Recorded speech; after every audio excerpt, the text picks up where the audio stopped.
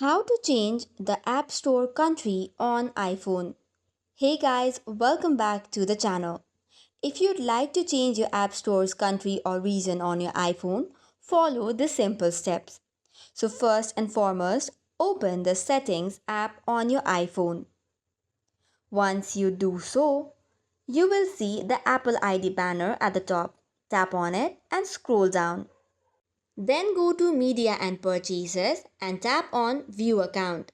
This will ask you for the authentication using Face ID, Touch ID or your passcode. After you reach on that page, tap on Country or Region. Once you tap on Change Country or Region, you will see a list of countries.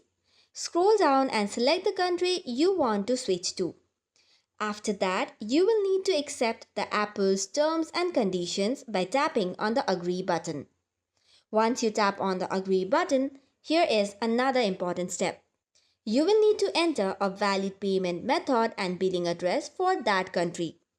While some countries will allow you to select none for payment, but others will require a card or PayPal that works in that region.